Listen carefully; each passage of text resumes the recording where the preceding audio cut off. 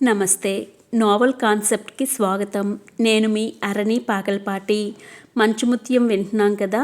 కథలోకి వెళ్తే, వచ్చే శివరాత్రి గుళ్ళో కోటి ఒత్తులు వెలిగించే సంకల్పంతో ఒత్తులు చేస్తుంది సుబ్బలక్ష్మి. సూర్యకాంతమ్మ వచ్చేసరికి ఆ రోజు చేసిన ఒత్తులు లెక్క పెడుతుందామె. లక్ష్మి, నీ ఇంటికి ఎవరొచ్చారో చూడు. ఏమిటే అలా చూస్తావు? ఇది ఎవరనుకుంటున్నావు? నీ కోడలు యమున. గుర్తించానన్నట్టుగా తలాడించింది సుబ్బలక్ష్మి. అయోమయావస్థ నుండి తేరుకొని వాళ్లను కూర్చోపెట్టింది.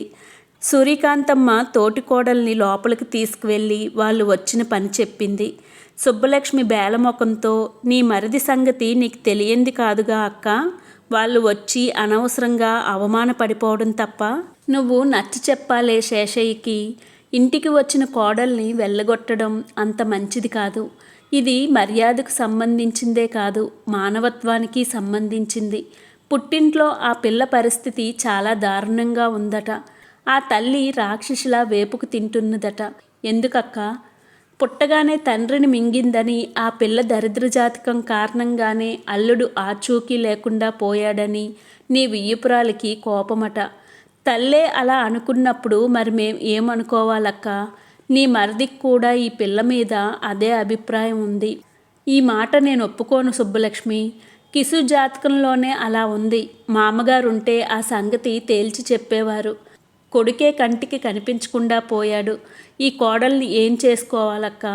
వయసు కారుమబ్బులా కమ్మకు వస్తుంది సుబ్బలక్ష్మి. ఒక దీపం అవసరం మీకు. ఈ వయసులో మీ చేతి కింద ఒక పిల్ల ఉండడం ఎంతో అవసరం. ఎవరో పరాయిది కాదు. నువ్వు నచ్చ చెప్పాలి శేషయ్యకు. ఆనక మీ బావగారిని కూడా పంపిస్తాను. శేషయ్యకు నచ్చ చెప్తారు. సూర్యకాంతమ్మ వెళ్ళిపోతుంటే కాసిన్ని పాలు పంపించక్క. పాలు ఉట్టి మీద పడేయడం మరిచాను. పిల్లి గతికింది.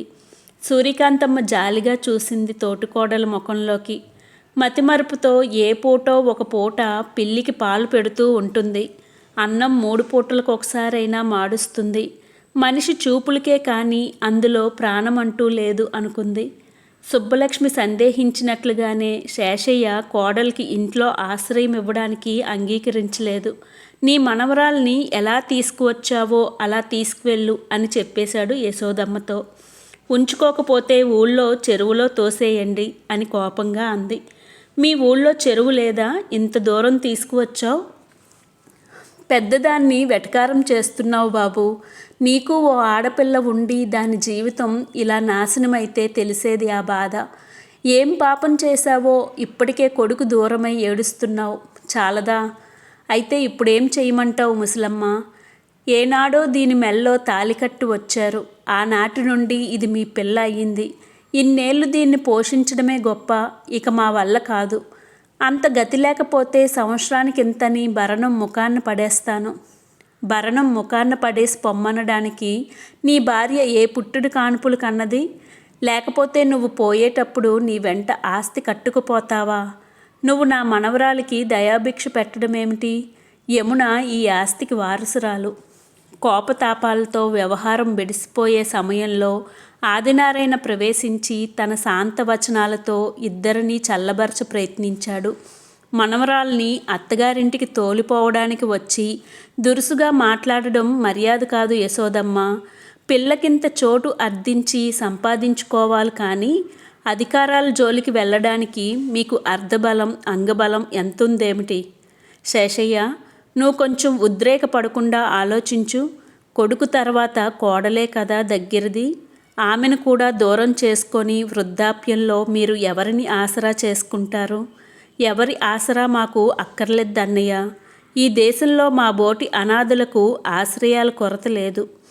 పిచ్చిగా మాట్లాడుకురా. రాగద్వేషపూరితమైన హృదయంతో ఒక ఆడపిల్లకు నీ ఇంట్లో చోటివ్వని నీకు ఏ ఆశ్రయం చోటిస్తుంది? ఆ పిల్లకు మీరిప్పుడు నీడగా నిలిస్తే మీరు మంచాన పడినా కంచాన్న పడినా మీకు ఆసరా అవుతుంది. ఎన్నో విధాలుగా చెప్పిన మీదట శేషయ్య దారిన పడ్డాడు.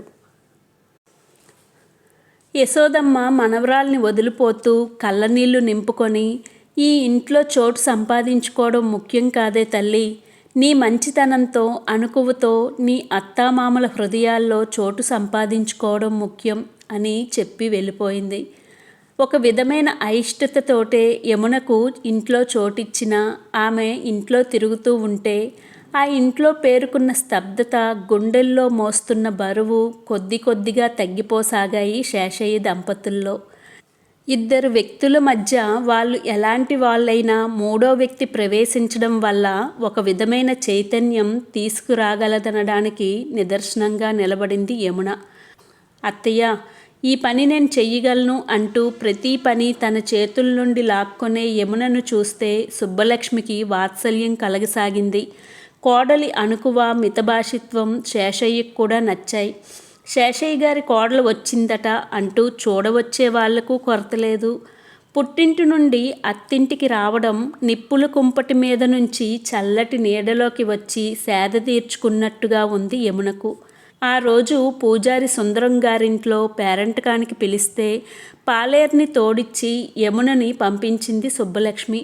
పేరంటకానికి వచ్చిన అందరి కళ్ళు యమున మీదే నిలిచిపోయాయి.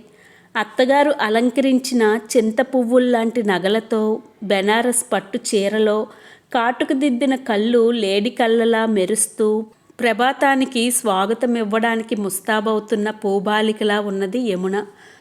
కన్ను కుట్టిన ఓ ముత్తైదు వంది. ముండమోపులు ముత్తైదు అలంకారాలు చేసుకునే రోజులొచ్చినట్టున్నాయమ్మా మాయదారి కాలం. దీన్ని పేరంటకానికి పంపడానికి సుబ్బలక్ష్మికి మతిగాని పోయిందా ఏమిటి? వింటుంది పున్నమ్మ పిన్ని. వినని భయమా నాకు? లేకపోతే దాని మగడున్నాడా? ఉంటే ఇన్నాళ్ళై ఎక్కడున్నాడు? మగడు లేని దానికి ఈ సొగసులన్నీ దేనికి? ఎవరికోసం? ఆవిడ గొంతు ఇంకాస్త పెద్దది అయింది గాని తగ్గలేదు. యమున గుండెల్లో వాడిబాణం గుచ్చుకున్నట్టు కాగా పసుపు కుంకుమ తీసుకోకుండానే ఇంటికి వచ్చేసింది. పేరంటకం అప్పుడే అయిపోయిందా? సుబ్బలక్ష్మి అడిగింది. యమున వచ్చే దుఃఖాన్ని ఆపుకుంటూ బిగుసుకుపోయినట్టుగా నిలబడింది. కాటుక అలికినట్టుగా అయిన ఆ పిల్ల కళ్ళు చూసి, ఏమిటే ఏడుస్తున్నావేమిటి? ఎవరేమన్నారు? సుబ్బలక్ష్మి అలజడిగా అడిగింది. అత్తయ్య, మీ అబ్బాయి బ్రతికే ఉన్నాడని మీకు నమ్మకముందా? గాద్గతికంగా అయినా సూటిగానే అడిగింది యమున. ఎవరేమన్నారే? ముందు నా ప్రశ్నకు బదులు చెప్పండి. బ్రతికే ఉన్నాడు యమున, ముమ్మాటికి బ్రతికే ఉన్నాడు. మామయ్య గారి జ్యోతిష్యం తప్పడానికి వీల్లేదు దృఢంగా బదులు చెప్పింది. ఉంటే ఆయన ఇన్నాళ్ళు ఎక్కడ ఉన్నారు? ఇంటికి ఎందుకు రాకుండా ఉన్నారత్తయ్య? మీ తల్లి హృదయం లేడనుకోవడానికి అంగీకరించడం లేదంతే. ఉన్నాడన్న భ్రమతో బ్రతుకుతున్నారు మీరు. ఆయన లేరు. లేనప్పుడు నాకీ అలంకరణ, బొట్టు, కాటుక ఎందుకు? వద్దత్తయ్య, నాకివి వద్దు. యమున ఏడుస్తూనే బొట్టు చెరిపేసుకుంది. గాజులు పగలగొట్టుకునే ప్రయత్నంలో ఉండగానే సుబ్బలక్ష్మి చెయ్యి పైకి లేచి కోడలు చెంపల్ని ఎడాపెడా వాయించింది. నా కళ్ళ ముందే ఇలా చెయ్యడానికి నీకెంత ధైర్యమే? నా మాటల కంటే ఊళ్ళో వాళ్ళ మాటలే ఎక్కువయ్యాయా నీకు? ఇంకెప్పుడైనా ఇలాంటి వెధవ పనులు చేశావంటే నిలువునా చీరేస్తాను. చూడు, ఎవరు ఏమన్నా సహిస్తాను గాని కిసు చచ్చిపోయాడంటే మాత్రం నేను సహించను తెలుసా? చెంపలు బగ్గున మండుతుంటే అత్తగారి ముఖంలోకి పిచ్చిదానిలా చూసింది యమున. వెళ్ళు, దేవుడి గదిలో అమ్మవారి కుంకుమ తీసి పెట్టుకో. బొట్టు లేకుండా నీ ముఖం చూడాల్సి వచ్చిన రోజు ఈ సుబ్బలక్ష్మి ఉండదు, శవమై ఉంటుందని గుర్తుంచుకో. అత్తగారి శాంత స్వభావం వెనక ఇంతటి ప్రళయ రూపం దాగి ఉంటుందని తెలియని యమున చిత్తరువులా చూడసాగింది. చెప్పేది నీకే, బొట్టు దిద్దుకో. యమున బొమ్మలా కదిలింది. కొద్ది రోజుల్లో కిషోర్ చదువుతున్న ఎంబీబీఎస్ చదువు అయిపోతుంది. అది అయ్యాక అతడు పై చదువులకు ఫారిన్ వెళ్ళే ఏర్పాట్లు కృష్ణారావు చేస్తున్నాడు. కిషోర్కి ఉదయనిచ్చి చెయ్యడానికి ఒక విధంగా ఆయన విమల నిశ్చయం చేసుకున్నట్లే. తన చదువేమో తానేమో అన్నట్టుగా ఉండే కిషోర్ అంటే విమలకు కూడా మంచి అభిప్రాయం ఏర్పడింది. ఆమెకు నచ్చనిదొక్కటే, అతడు బుక్ షాప్ నడుపుతూ దాని మీద వచ్చే ఆదాయంతో తన చదువు, బ్రతుకు గడుపుకోవడం. కిషోర్కి ఉదయనివ్వడానికి నిశ్చయించుకున్నప్పటి నుండి అతడి చేత ఆ పని మానిపించమని భర్తను పోరసాగింది విమల. బేబీ చెప్తేనే వినలేదతడు. నేను చెప్తే వింటాడా? అయినా ఇందులో నామోషి పడేందుకేముంది? అతడు చేసేది దొంగ వ్యాపారమో తప్పో కాదు గదా. డాక్టర్ కృష్ణారావు అల్లుడు బుక్ షాప్లో సేల్స్ మ్యాన్ అంటే నామోషి కాదా? నాకేం కాదు. కిషోర్ చేస్తున్న ఆ పని ఆదర్శంతో కూడుకున్నది. అతడి వ్యక్తిత్వానికి వన్నె తెచ్చేది. అలాంటి అల్లుడు నాకు దొరకడం వల్ల గర్వపడతానే గాని కించపడను. విమలకి నోరు మూసుకోక తప్పలేదు. ఒకరోజు కిషోర్ గదిలోకి కృష్ణారావు వచ్చి, కిషోర్, ఈరోజు సాయంత్రం ఒక చోటికి వెళ్ళాలి, వస్తావా అని అడిగాడు. వస్తాను అన్నాడే కానీ ఏం పనో అడగలేదు కిషోర్. అడిగే అలవాటు లేదతనికి.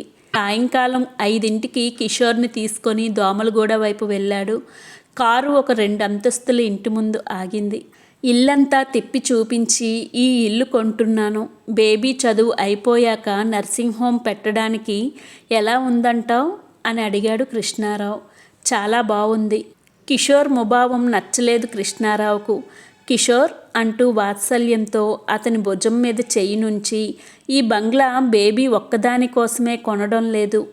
నీ చదువు అయిపోయాక నువ్వు బేబీ కలిసి నడపాలి నర్సింగ్ హోమ్ అన్నాడు. తప్పకుండా డాక్టర్, నా కోసం ఇంత చేస్తున్న మీ మాట నేను కాదనగలనా? మాటకు కట్టుబడమే గాని నీకు ఇష్టం లేదా? ఇష్టం లేకపోవడం ఏమిటి?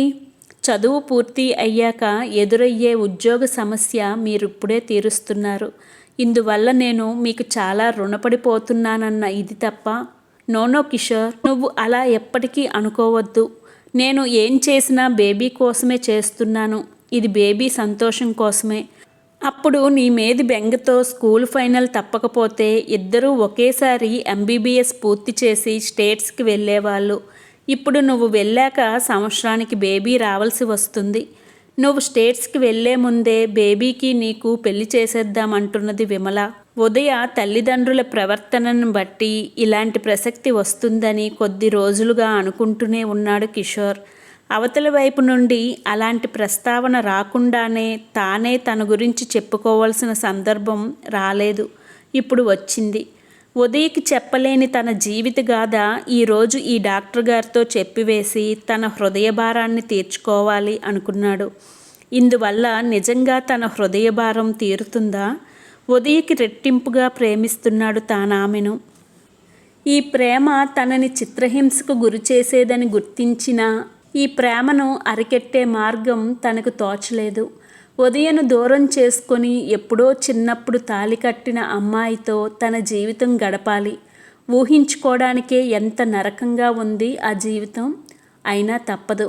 మనసును ధర్మబద్ధం చెయ్యకపోయినా జీవితమైనా ధర్మబద్ధంగా గడపాలిగా. ఉదయకు తను దూరం కాక తప్పదు. జీవితం నరకమైనా ఏమైనా సరే. ఉదయది తెలిసి తెలియని వయసు. ఆమె తప్పటడుగు వేస్తే అర్థమున్నది. కానీ అన్నీ తెలిసిన మీరు నా గురించి ఏమీ తెలియకుండానే ఇలాంటి నిర్ణయానికి రావడమా? 5-6 సంవత్సరాలుగా నిన్ను చూస్తూ తెలుసుకున్న దానికంటే ఇంకా తెలుసుకోవాల్సింది ఉందా కిషోర్? సందేహంతో కృష్ణారావు బ్రుకుటి ముడిపడింది. చాలా ఉంది డాక్టర్. ఈ విషయం ఉదయ్కే ఎన్నోసార్లు చెప్పాలని, ఆమె మనస్సు నా నుండి మరల్చాలని అనుకున్న ప్రతిసారి నేను విఫలుణ్ణి అయ్యాను. ఉదయ హృదయంలో విప్పారిన ప్రేమ కుసుమాన్ని రేకులు ఎలా చిదమాలో చేతకాక ఇన్ని రోజులు నేను పడిన వేదన ఇవాళ మీతో చెప్పుకుంటాను. ఉదయ ప్రేమకు నేను ఎంతమాత్రం అర్హుడిని కాను. నాకు పెళ్ళయింది. నా 10 ఏళ్ల వయసులోనే పెళ్ళయింది. కిషోర్, ఇది నిజమా? పాతాళంలోకి కృంగిపోతున్నట్లుగా అడిగాడు కృష్ణారావు. నిజం డాక్టర్.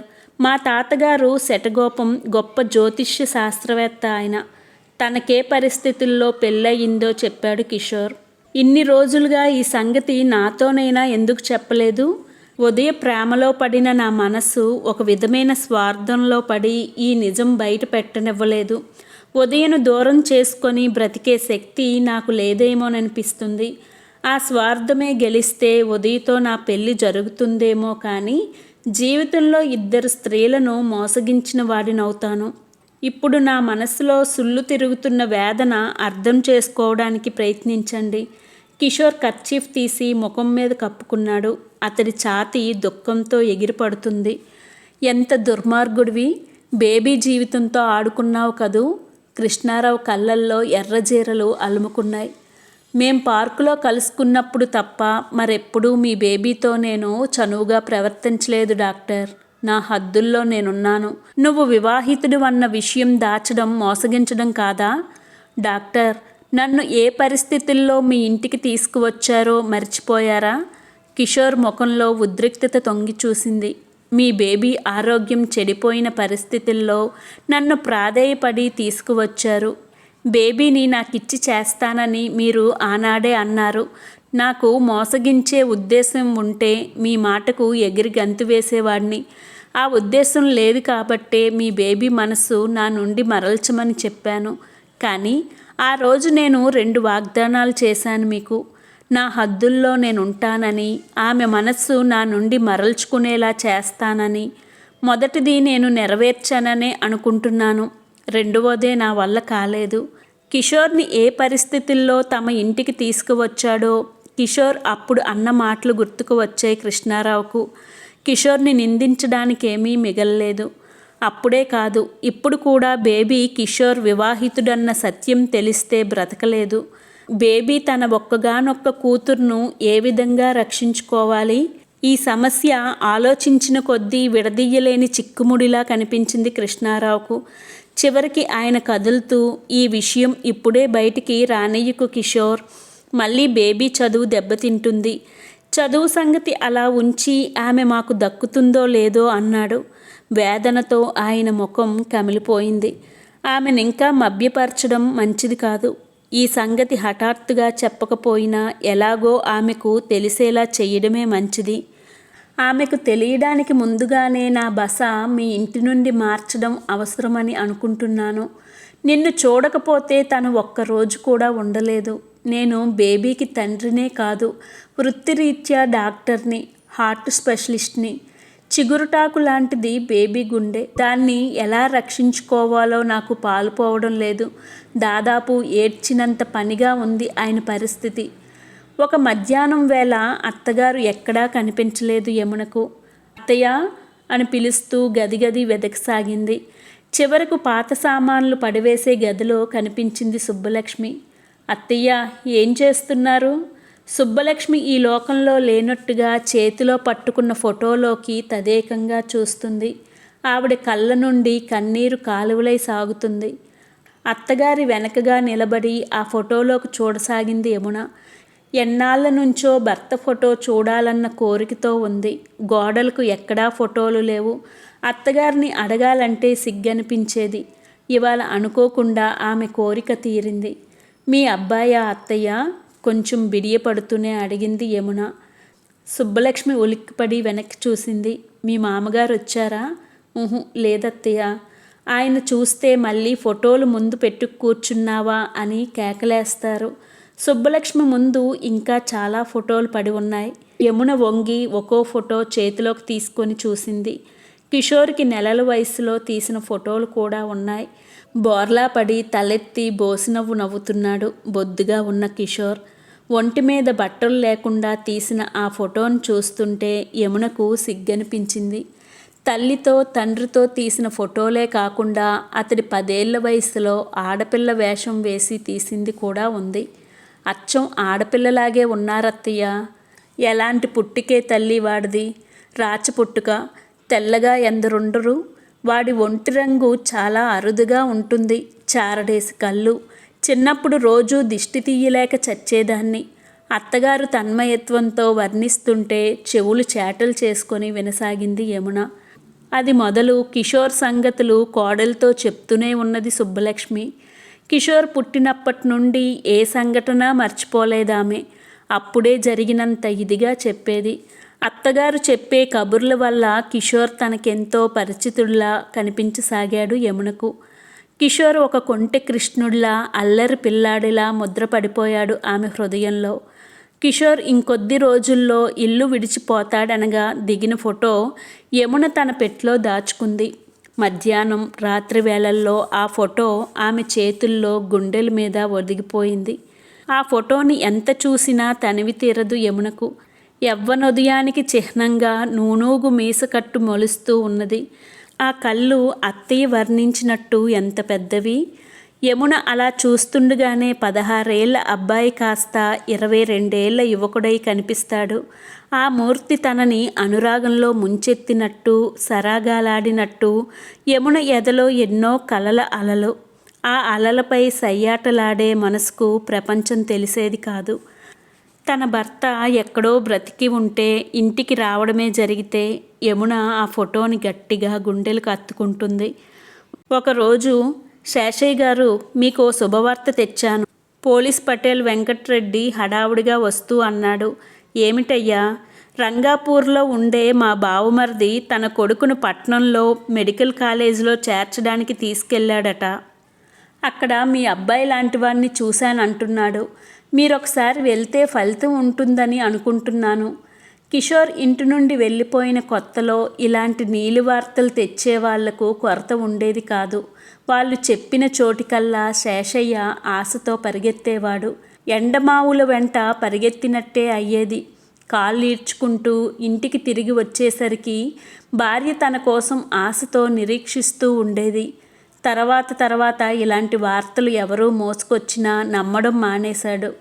పరీక్ష ఫెయిల్ అయి కొట్టబోతే ఇంటి నుండి పారిపోయిన వాడు మెడికల్ కాలేజీలో కనిపించడమేమిటయ్యా? వాడు నిజంగా బ్రతికే ఉంటే ఏ హోటల్లోనో కాఫీ కప్పులు కడుగుతుంటాడు, లేదా ఎవరి జేబులో కొట్టి జైల్లో ఉంటాడు. మా బావుమరిది గట్టిగా చెప్తున్నాడు, ఖచ్చితంగా అతడు మీ కిషోరేనని. అలాంటి వాడిని ఎవరిని చూశాడో? శేషయ్య ఒక నిట్టూర్పు విడిచాడు. కిషోర్ గురించి తనెన్ని కలలు కన్నాడు. వాడిని పెద్ద డాక్టర్ని చెయ్యాలనుకున్నాడు. దరిద్రుడు పుట్టి తననెంత కడుపు కోతకు గురి చేశాడు. పుట్టకపోయినా బాగుండేది. ఈ సంగతి విన్న సుబ్బలక్ష్మి ఒకసారి వెళ్ళి చూసి వస్తే పోయేదేమిటి అంది ఆశగా. యమునకి లోపల అదే ఆశగా ఉన్నది.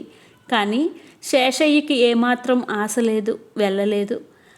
పెరట్లో నీళ్ళు తోడుతుంది యమున. సుబ్బలక్ష్మి పిలుస్తూ వచ్చింది. మీ ఊరు నుండి ఎవరో వచ్చారే నీకోసం. ఎవరత్తయ్యా? మీ పక్కింట్లో ఉంటాడట. ఈ ఊరు పని మీద వస్తుంటే నిన్ను చూసి రమ్మందంట మీ అమ్మ. వీడు ఎక్కడికి తగలబడ్డా? యమున కంపరంగా అనుకుంది.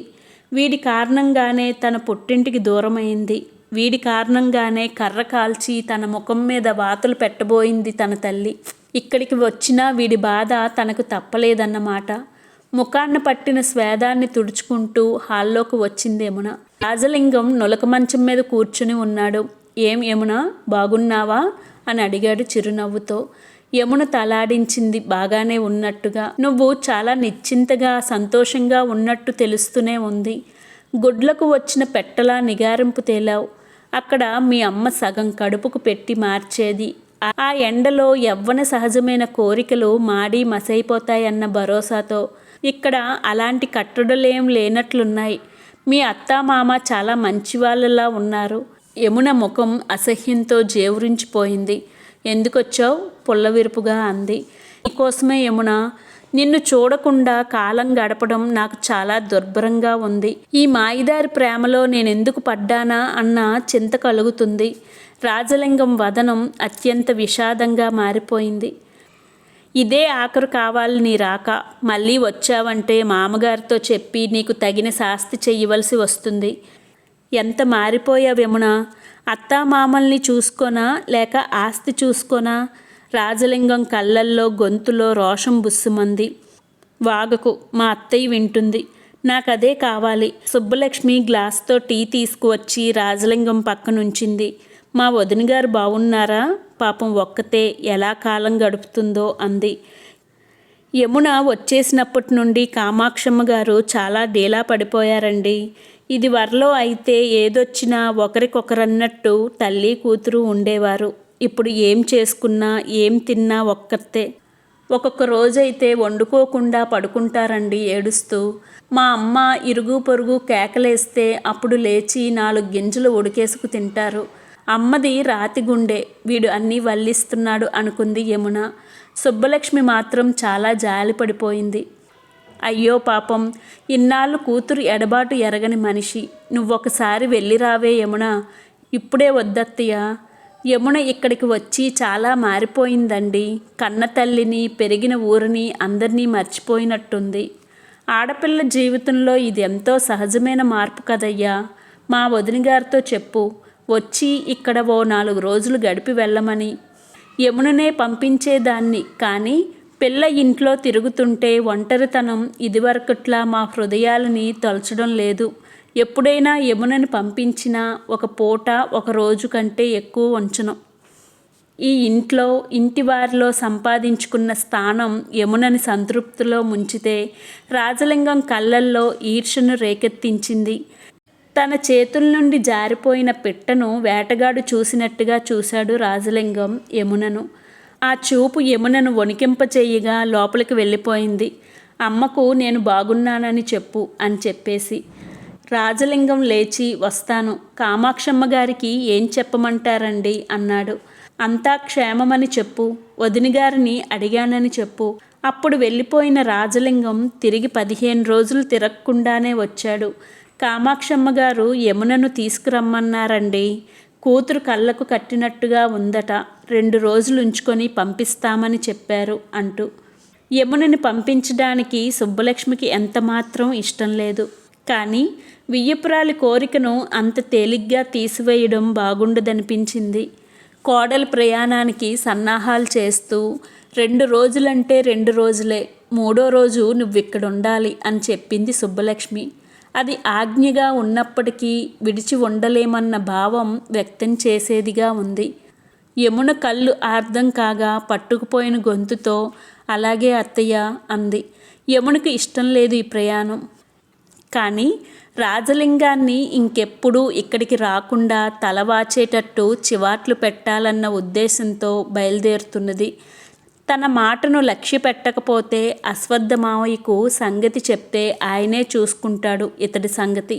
ఇదిగో ఈ చీర జాకెట్టు మీ అమ్మగారికి ఇవ్వు, ఈ పళ్ళు నీ స్నేహితులకి పంచుకో అంటూ బుట్టలు సంచులు నింపసాగింది సుబ్బలక్ష్మి. ఇవన్నీ ఎందుకు అత్తయ్య? 2 రోజుల కోసం. నీకా? మీ అమ్మకి నేను పంపుతున్న బహుమతులు. శేషయ్య ఊళ్ళోకి వెళ్ళి ఇంకా రాలేదు. ఆయన వచ్చాక చెప్పి వెళ్ళాలని అంతా సిద్ధమై నిలబడింది యమున.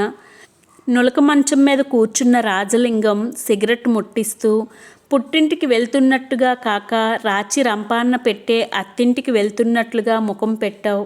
ఇంకా నువ్వంటే అదే కోపంతో ఉందనుకుంటున్నావా మీ అమ్మ అన్నాడు. యమున మాట్లాడలేదు. శేషయ్య వరండా మెట్లు ఎక్కుతుండడం కిటికీలోంచి చూసిన రాజలింగం ఈ అవకాశం ఊరికే వదలదలుచుకోలేదు. మీ అత్త మామ నిన్ను ఎంత ఆదరంగానైనా చూసుకోవచ్చు, నీకు ఎంత ఆస్తైనా ఉండొచ్చు. ఇవన్నీ నీకు నిజమైన ఆనందాన్ని ఇస్తాయా యమున? నువ్వెందుకు నా నుండి పారిపోవాలనుకుంటున్నావు? నువ్విక్కడుంటే నా ప్రాణాలన్నీ నీ మీదేనని తెలుసు. నీకోసం నేను ఇలా మాటిమాటికి పరిగెత్తుకు రావాలంటే ఎంత కష్టం. అసలు ఏం బాగుంటుంది? నన్ను ఇంకా ఎన్నాళ్ళిలా వేధించాలనుకుంటున్నావు? నువ్వు నన్ను ప్రేమించకపోతే నాకింత బాధ ఉండేది కాదు. మీ అమ్మకు భయపడి. రాజలింగం యమున అరుపు మధ్యలోనే ఆగిపోయింది. గడపలో అడుగుపెట్టిన మామగారిని చూడగానే రాజలింగం చప్పున సిగరెట్ పారేసి లేచాడు. బస్సుకు టైం అయింది, మీకోసమే చూస్తున్నాం అన్నాడు వినయంగా. శేషయ్య జోళ్ళు విడిచి రాజలింగం కేసి పరిశీలనగా చూడసాగాడు. మల్లె పువ్వుల్లా తెల్లటి లాల్చి పైజమాలో మనిషి నీటుగా ఉన్నాడు. జుట్టు విషయంలో చాలా శ్రద్ధ తీసుకుంటున్నాడనిపించేలా నొక్కులుగా దువ్వబడింది. చామన ఛాయగా ఉన్న ఒక విధమైన ఆకర్షణ ఉన్నది ఆ ముఖంలో. హఠాత్తుగా చూస్తే ఈ మనిషి ఎంతో ఉత్తముడిలా కనిపిస్తాడు. ఇతడు తొలిసారి వచ్చినప్పుడు శేషయ్య చూడలేదు. ఇలా ఒక మనిషి కోడలు ఊరి నుండి వచ్చి వెళ్ళాడని మాత్రం తెలిసింది భార్య వల్ల. ఈరోజు యమునని వాళ్ళమ్మ తీసుకురమ్మన్నదని మళ్ళీ వచ్చాడు. కోడల్ని పంపకపోవడం అనేది సుబ్బలక్ష్మికే వదిలి ఆయన పని మీద బయటకు వెళ్ళిపోయాడు. వస్తూ రాజలింగం చివరి మాటలు విన్నాడు. రాజలింగం ఉద్దేశ్యం సంపూర్తిగా నెరవేరినట్టే. పాలేరు అంతకుముందే సామాను బస్టాండుకు మోసుకు వెళ్ళాడు. అత్తగారికి పాదాభివందనం చేసి మామగారి ముందు వంగింది యమున. వెళ్ళొస్తాను మామయ్య. ఆమె నమస్కారం స్వీకరించడం ఇష్టం లేనట్టుగా చప్పున 2 అడుగులు వెనక్కి వేశాడు శేషయ్య. రానక్కర్లేదు. ఏ పరిస్థితుల్లోనూ నువ్వు మళ్ళీ ఈ గడప తొక్కడానికి వీల్లేదు. శేషయ్య గొంతు అరిచినట్టుగా ఆవేశంగా లేకపోయినా అందులో ప్రతిధ్వనించిన కఠినత్వం పాతాళంలోకి కృంగిపోయేలా ఉన్నది. యమున బిక్కముఖం వేసుకు చూసింది. ఏం మాటలండి, అది ఏం చేసిందని? నేను వెళ్ళమంటేనే అది వెళ్తుంది. రాజలింగం కేసి తీక్షణంగా చూస్తూ మళ్ళీ అన్నాడు శేషయ్య. వెళ్ళండి, ఒక్క క్షణం నా ఇంట్లో నిలవద్దు. మీరు ఇతడి మాటలు నమ్మకండి మామయ్య. యమునకి ఏడుపు వచ్చేసింది. ఇప్పటి వరకు వేసిన వేషం చాలు, ఇక వేషాలేం వెయ్యనక్కర్లేదు. నడు ముందు నా ఇంట్లోంచి. పద యమున, ఒక విధంగా నీకు బంధ విముక్తి దొరికిందనుకో, రాజలింగం అవతలికి దారితీస్తూ అన్నాడు. నడవక చేసేదేముంది? నమ్మని వాళ్ల ముందు తన గోడు వెళ్ళబోసుకోవడం వ్యర్థం. ఆయన కోపం హద్దులు దాటితే తను అల్లరిపాలు కావాల్సిందే. దయుంచండి. అత్తగారికి చేతులు జోడించి రాజలింగం వెనుక కదిలింది. సుబ్బలక్ష్మి అయోమయంగా చూసింది భర్త ముఖంలోకి. చీ కులట! ఏహ్యంగా ఆయన ఉచ్చరించిన పదం సుబ్బలక్ష్మిని మరింత అయోమయంలోకి త్రోసింది. ఆ తర్వాత ఆయన చేసిన వివరణతో అవ్వ, ఇది నిజమా అన్నట్టుగా ముక్కును వేలుంచుకుంది. బస్టాండ్లో అడుగు మోపుతుండగానే బస్సు రావడం, ఎక్కడం, కదలడం జరగడంతో వసంతపురం రోడ్డు దగ్గర బస్సు తమని దించేసి పోయే వరకు యమునకు రాజలింగంతో మాట్లాడడానికి వీలవ్వలేదు. అదృష్టవశాత్తు అక్కడ దిగింది తామిద్దరే. రాజుతున్న నిప్పు ఒక్కసారిగా బగ్గుమన్నట్టుగా మండిపడింది యమున. రాజలింగం, నీకు నేనేం అపకారం చేశానని నా మీద పగబట్టావు? రాజలింగం అతి శాంతంగా, నువ్వు నాకు అపకారం చెయ్యడం, నేను పగబట్టడం ఏమిటి యమున? నిన్ను నేను ప్రేమించాను. నిన్ను నా దాన్ని చేసుకోకపోతే నేను బ్రతకలేను అన్నాడు. నువ్వు ప్రేమించడానికి నేనే దొరికానా? సరే యమున, నీ జోలికి రావడం మానేస్తాను. నువ్వు ఈ జీవితంతో తృప్తి పడగలవా? ఇప్పుడు తృప్తిగా ఉన్నావా? తృప్తి అది ఎక్కడిది? అంత బలవంతంగా ఆశల్ని కోరికల్ని చంపుకోవాల్సిన అవసరం ఏమిటి యమున? తల దాచుకోవడానికి నా గుండెల్లో చోటిస్తానంటున్నాను. గృహిణిగా జీవించడానికి నా జీవితంలో చోటిస్తానంటున్నాను. ఇది నిజంగా బంగారు అవకాశం నీకు. నేను పెళ్ళైన దాన్నని, మళ్ళీ పెళ్ళి అన్నది ఊహించడానికి అనుమతినివ్వని వంశమని మరిచావా? పెళ్ళయింది, భర్త లేడు. ఉన్నా వచ్చినా నీ అత్తగారింటి తలుపులు నీకు శాశ్వతంగా మూసుకుపోయినట్టే కదా. ఇక్కడ మీ అమ్మ సంగతి నాకంటే నీకే బాగా తెలుసు. యమున, నీకు కోరికలు, ఆశలు ఉన్నాయి. సమాజ భయంతో బలవంతంగా చంపుకొని మనసును, శరీరాన్ని ఎందుకు చిత్రహింస పెట్టుకుంటావు? ఈ గొప్ప వంశము, సదాచారము నీ జీవితానికి అర్థాన్ని, ఆనందాన్ని ఇవ్వగలవా? నువ్వు బాగా ఆలోచించుకో. పుట్టింట, అత్తింట స్థానం చెడిన నీకు నేను కాక దిక్కెవరు? నువ్వు గొప్ప ప్లాన్తో నన్ను ఈ స్థితికి లాగావు. ఇందువల్ల నేనొక్కడినే సుఖపడను. తనకిప్పుడు రెండే దారులు మిగిలి ఉన్నాయి. వీడికి లొంగైనా పోవాలి, లేక చచ్చైనా పోవాలి. రాజలింగం పక్క ఊరు నుండి వస్తున్న రెడ్డిగారి బండిని ఆపి సామాను వేసి, పద యమున, ఆలోచించుకోవడానికి కావలసినంత టైము ఉంది. నా రాక గురించి అమ్మకి ఏమని సమాధానం చెప్పను? చూడాలనిపించి వచ్చానని చెప్పు. ఆ తర్వాత సమస్యల్ని ముందు ముందే ఆలోచించుకోవడం వల్ల అవి భయం గొలుపుతాయి. సామాన్యంగా సమస్యల్ని మనం పరిష్కరించే దానికన్నా కాలం సులభంగా పరిష్కరిస్తుంది. నువ్వు తెచ్చుకోవాల్సింది మాత్రం గుండె ధైర్యం మాత్రమే. నువ్వు చాలా తెలివిగా నన్ను కులటన చేసి ప్రపంచం ముందు నిలబెట్టావు. 1000 గొంతుకులతో అరిచిన నా నిర్దోషత్వాన్ని నమ్మేట్టు లేరెవరు? కన్నతల్లే నమ్మని స్థితికి తెచ్చావు. నా దోషమేమీ లేదు యమున. నీ మీద నాకింత ప్రేమ ఏర్పరిచిన భగవంతుడిది దోషమంతా. నువ్వు దూషించదలిస్తే ఆ భగవంతుని దూషించు. కామాక్షి గురించి రాజలింగం చెప్పిన దాంట్లో అబద్ధమేమీ లేదు. కూతుర్ని అత్తారింటికి పంపించినప్పటి నుండి కామాక్షి నిద్రాహారాలకు వేల తప్పిపోయింది. భర్త పోయాక చుట్టుకోవలసిన ఒంటరితనం ఇప్పుడు చుట్టుకుందామెకు. 18 ఏళ్లుగా కూతురుతో కలిసి జీవించిన ఇంట్లో ఇప్పుడు తను ఒక్కతే ఉండడం ఎందుకో కడుపులో గుబులుగా, ఏమిటో వెతుక్కున్నట్లుగా ఉంటుంది. పనిపాట్ల మీద శ్రద్ధ తప్పిపోగా గతాన్ని తవ్విపోసుకోవడం, ఆలోచనలు ఎక్కువైపోయాయి. కూతుర్ని అత్తవారింటికి పంపించాక మాతృ సహజమైన మమకారం మొదటిసారిగా ఆమె హృదయంలో పెళ్ళుబుకసాగింది. యమున విషయంలో తను చాలా దారుణంగా ప్రవర్తించానన్న విషయం ఆమెకిప్పుడు స్ఫురించింది. తన అదృష్టం బాగా లేక తన భర్త పోయాడు. దానికి యమున ఎంతవరకు బాధ్యురాలు? తండ్రి లేని పిల్లను తను మరింత మక్కువతో పెంచవలసింది. తల్లి ప్రేమ కూడా కరువు చేసి బ్రతకడానికింత తిండి పడేసేది. కామాక్షి మనసు నిండా కూతురు నిండిపోగా ఒక్కసారి పిల్లదాన్ని చూసి గుండెలు కదుముకుంటే బాగుండేదని తహతహలాడిపోతుంది.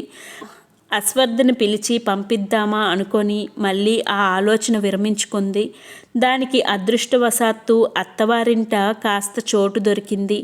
దానికి బుద్ధి పుట్టి అత్తమామల అనుమతి తీసుకొని వచ్చినప్పుడే బాగుంటుంది.